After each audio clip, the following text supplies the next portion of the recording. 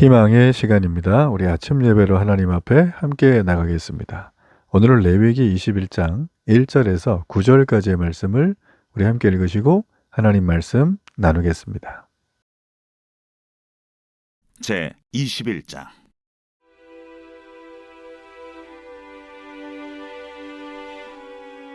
여호와께서 모세에게 이르시되 아론의 자손 제사장들에게 말하여 이르라.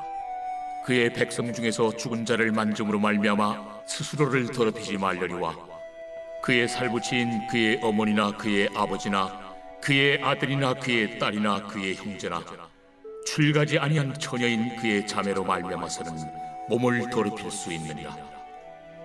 제사장은 그의 백성의 어른인즉 자신을 더럽혀 속되게 하지 말지니라. 제사장들은 머리털을 깎아 대머리에 같게 하지 말며 자기의 수염 양쪽을 깎지 말며 살을 베지 말고 그들의 하나님께 대하여 거룩하고 그들의 하나님의 이름을 욕되게 하지 말 것이며 그들은 여호와의 화제 곧 그들의 하나님의 음식을 드리는 자인즉 거룩할 것이라. 그들은 부정한 창녀나 이혼당한 여인을 취하지 말지니 이는 그가 여호와 하나님께 거룩함이니라. 너는 그를 거룩히 여기라. 그는 내 하나님의 음식을 드림이니라. 너는 그를 거룩히 여기라. 너희를 거룩하게 하는 나 여호와는 거룩함이니라.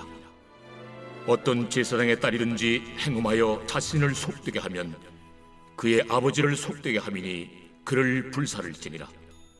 오늘 21장부터의 내용은 이 제사장에 해당되는 규례입니다.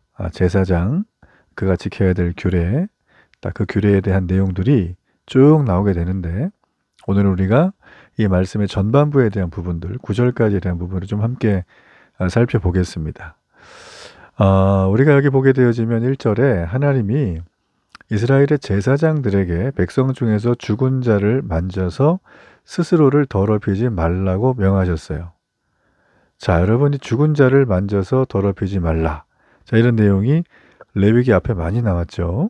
죽은 자를 만지는 것, 죽은 동물의 사체를 만지는 것, 어째 보면 모든 게 다 이렇게 금한 건 아니에요. 일반 백성들한테도 뭐 어느 부분 허용되는 경우들과 상황들이 있긴 했지만 대부분 일반 백성들 역시 죽은 자의 시체를 만지면 안 된다. 가까이 하는 건 고사하고 만져서는 안 된다. 그러면 부정해서 격리가 되고 일정 기간, 보통 한 주간 뭐 이렇게 예식을 다 해야지만 다시 이렇게 공동체 안에 들어오는 그런 게 있었어요.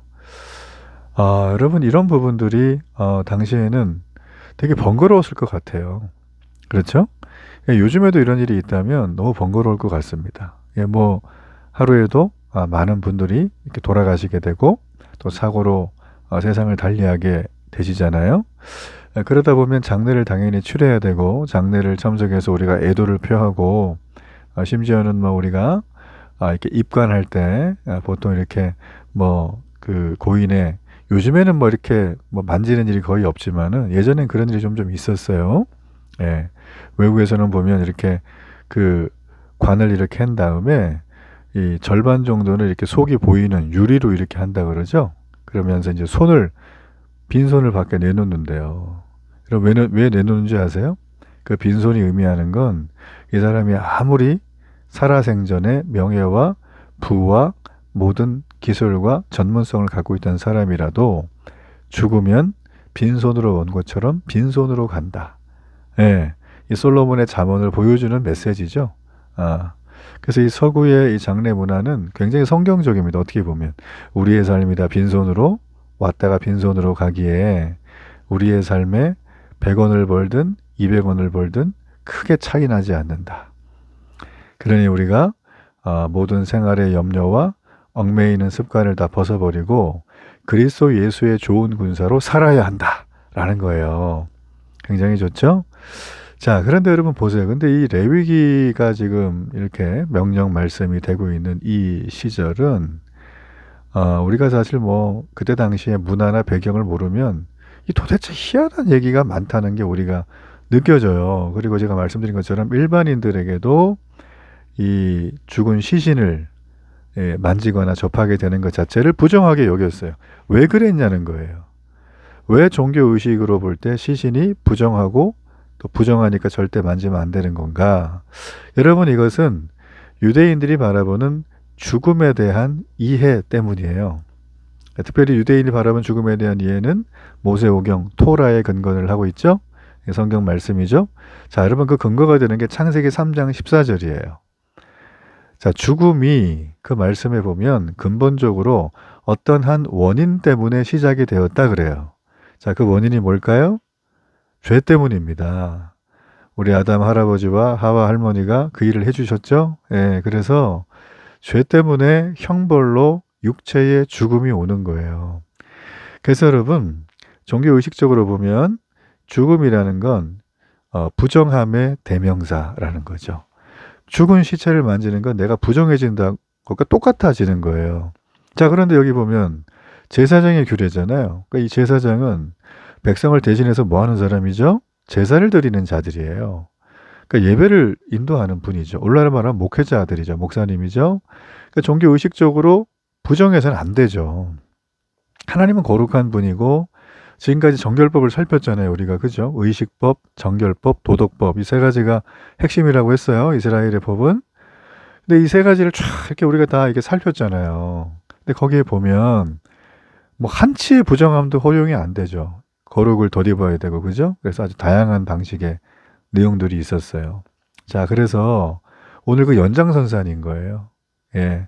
제사장의 규례의 핵심은 뭐냐면 거룩함을 유지하는 자가 돼야 되는 거예요. 예. 그렇죠? 예, 목사님들이 거룩함을 유지할 수 있도록 경건의 시간을 허락해 주기를 바랍니다. 너무 교회의 모든 일들을 혼자서 목사님 혼자서 감당하는 건 참 바람직하지 않죠. 예, 교회 직분이 있고 또 여러 많은 봉사의 파트가 있고 나눠져 있는 이유는 하나님의 교회를 한 사람을 많이 하라는 게 아니라 우리 모든 성도가 다 교회는 그리스도의 몸이기 때문에 그 아름다운 교회를 아름답게 갖고 가는 역할을 모두에게 주셨다라는 거예요. 이해가 되시죠? 그래서 그런 의미가 있는 거죠. 자, 그런 의미로 지금 여기 나와 있는 이 1절의 내용이 진행이 된다. 자, 여기 보면은 시신이 있는 천막 안에 들어가기만 해도 제사장은 부정한 상태가 며칠 동안 지속이 된다? 7일간 된다. 자, 이게 민수기 19장에서 우리가 했던 내용이에요. 그리고 정결의식을 반드시 치러야 된다. 자, 그런데 하나님이 예외를 하나 허락하셨어요. 그게 뭘까요? 제사장의 직계 가족이에요. 아내나 자녀들 있죠? 부모님. 자, 여기까지는 죽음을 맞이한 경우에 그 죽음에 대해서 가까이 하고 시신을 만져도 만질 수밖에 없죠. 수습을 해야 되니까. 부정하게 되는 것은 허락해 주셨다라는 거예요. 이거는 뭐 하나님의 따뜻함이 있어요. 하나님은 무서운 분이 아니에요. 여러분 늘 제가 말씀드리지만 하나님은 따뜻한 분이에요. 우리의 속사정을 다 알아요. 그렇죠? 법이요 하시기 전에 우리를 어떻게 한다? 하나님의 자녀로 먼저 인정해 주신다. 그래서 제사장이기 이전에 가족의 일원이기 때문에 자, 그 일에 대해서는 허락해 주셨다. 그러나 이런 경우를 제외하고 자신을 더럽혀서 속되게 하지 말라고 명령하신다라는 거예요. 자, 여러분, 우리가 이걸 보면서 우리 이 땅을 살아가는 이 시대의 크리스천으로서 우리 역시 제사장과 같이 이 세상에 믿음의 삶을 보여주는 성도이자 믿음으로 살아가는 어른들이죠. 그러니까 우리는 죄를 경계하는 게 당연하고요. 성결한 삶을 통해서 온전한 제사를 드리는 게 맞아요. 자, 이 일을 우리가 놓치지 않고 하기를 바랍니다. 자, 우리가 이제 6절까지 좀 볼까요? 5, 6절을 보면 하나님이 제사장들이 대머리같이 머리털을 깎지 말고 수염을 양쪽을 깎지 말고 살을 베지 말라고 명령했어요. 자, 이게 어떤 맥락일까요? 뭐 제사장은 뭐 머리를 그냥 산발하고 다니고 막 이러라는 건가요? 아니죠. 이게 뭔 얘기냐면 장래가 났을 때 이런 행동을 하지 말래요. 왜냐하면 이게 당시에 그 동네 그 이방 사람들이 초상을 당했을 때 애통함을 표현하는 방법이었어요. 머리를 밀고 막 이렇게 그죠?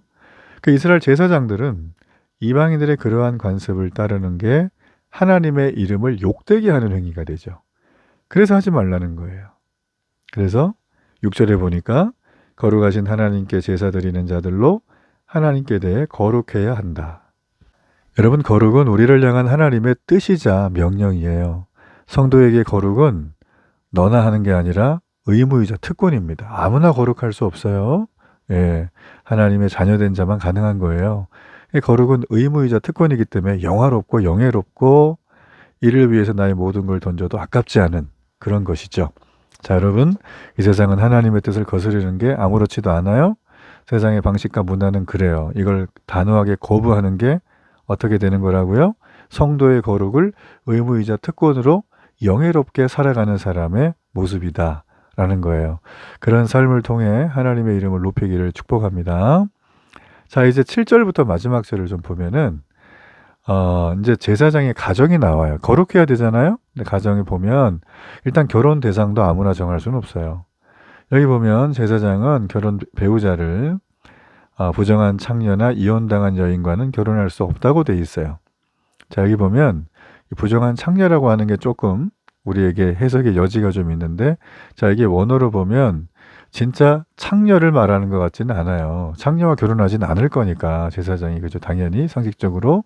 자, 그런데 창녀는 아니지만 직업이 이 음탕하고 음행을 자주 행하는 여인들 있죠. 성적으로 방종한 여인들. 자, 그런 여인들은 신부 대상에서 제외가 되는 거죠. 그리고 이혼을 당한 여인, 남편이 있는데 이혼당한 여인들은 또 결혼을 할 수가 없게 됐어요. 자, 그러한 여인들과 결혼을 하게 되면 어떻게 될까요? 예, 거룩함이 훼손된다고 본 거예요. 자, 여러분, 제사장은 백성에게 하나님의 거룩함을 교훈하고 거룩한 길로 인도해야 될 영적 지도자예요. 물론 성도 중에 하나이지만 하나님의 특별한 부르심을 받고 백성을 인도해야 될 리더이기 때문에 백성에게 본이 돼야 되겠죠? 예, 가정에도 흠이 없어야 본이 되는 거잖아요. 그러니까 앞과 뒤가 다 흠이 없어야 되는 것이죠. 그래서 우리가 리더를 세울 때 이런 걸 봐야 되는 거예요. 그 사람의 말, 그 사람의 뭐 어떤 그런 거, 이게 사실 팩트가 아니고요. 살아온 인생, 행적, 그 사람이 그 말을 지켜왔는가, 그래서 결과가 어떻게 됐는가, 그 긴 기간을 우리가 한번 모니터링 할 수 있는 게 좋은 지도자를 세우는 길이다. 자, 이 지도자는 뭐 다양한 분야에 있을 거예요. 가정에서도 지도자고 있고요. 여러분 사회에서도 있고요. 회사에서도 있고요. 뭐 여러분 친구 안에도 있고 되게 많아요. 학교에서도 있고. 자, 이제 그런 걸 할 때 우리는 좀 기준으로 삼아야 될 부분이라는 겁니다. 자, 그러므로 우리가 이제 이런 내용을 살피면서 여기 보면 이제 좀 약간 이런 게 나오나 싶은 그런 게 있는데, 제사장의 딸이 행음해서 자신을 속되게 하게 되면 그의 아버지를 속되게, 욕되게 한 것이기 때문에 그녀를 어떻게 하라? 불사르라, 이렇게 말했어요. 자, 여기 보면 이게 좀 약간 굉장히 좀 세죠. 자, 이게 뭔 얘기냐면 제사장의 딸이 행음을 했다. 그러니까 부끄러울 행실이죠. 자, 이거는 성적 탐닉이나 방탕함에 빠진 걸 말해요. 근데 제사장은 딸을 철저히 교육하고 관리를 해야 되는데 이걸 못하게 되는 거잖아요. 못한 거죠. 그래서 본인만 욕된 인생이 되는 게 아니라 아버지인 제사장을 욕되게 했기 때문에, 자, 이런 일이 발생하면 공동체의 미풍양속과 영적 정결함을 해치게 되므로 그녀를 어떻게 해야 된다? 화형에 처해야 된다라는 거예요. 일벌백계입니다, 이거는. 굉장히 무서운 일이죠. 굉장히 무서운 일이에요. 아니, 그래도 자신의 자녀인데 아무리 가증한 일을 했다고 해서 이렇게 일벌백계를 하게 되면 그 어떻게 하겠어요? 자녀가 사라진 거는데. 자, 여러분, 그럼에도 불구하고 하나님의 법은 굉장히 살아있는 거죠. 이런 엄한 형벌, 자, 이걸 통해서 하나님은 우리에게 경각심을 일깨우기 원하시는 거예요. 여러분, 우리가 하나님을 믿는 믿음의 자녀죠. 하나님의 아버지죠. 그러니까 우리가 살아가면서 하나님의 아버지라고 하면서 내 삶의 모습과 언행과 나의 마음이 거룩이랑 동떨어져 있다면, 여러분, 우리는 반드시 하나님의 법을 떠나게 돼 있어요. 그리고 죄를 향하여 걸어가게 돼 있어요. 그러니까 하나님은 이런 우리의 기질과 품성을 잘 아시고, 예, 우리를 지키기 위한 하나님의 사랑의 방편이 특별히 오늘 제사장 가정에, 제사장 개인의, 또 제사장의 배우자에 대한 규례들로 우리에게 보여주신 내용이다라는 것입니다. 여러분, 우리가요, 선한 행실을 해야 돼요. 왜냐하면 선한 행실이 공동체를 건강하게 세우고 이 세상에 하나님을 모르는 자들을 알게 하는 놀라운 통로가 되기 때문이에요. 여러분, 우리의 삶이 이 길을 걸어가기를 축복합니다. 결단의 기도를 드리겠습니다. 거룩하신 하나님, 정말 감사합니다. 오늘도 우리에게 독생자 예수 그리스도를 내어 주시면서까지 우리를 구원하고 거룩하게 하신 하나님, 하나님의 은혜에 합당하게 세상과 구별된 거룩한 삶을 살아가는 믿음의 제사장 되게 하소서. 예수님 이름으로 기도합니다. 아멘.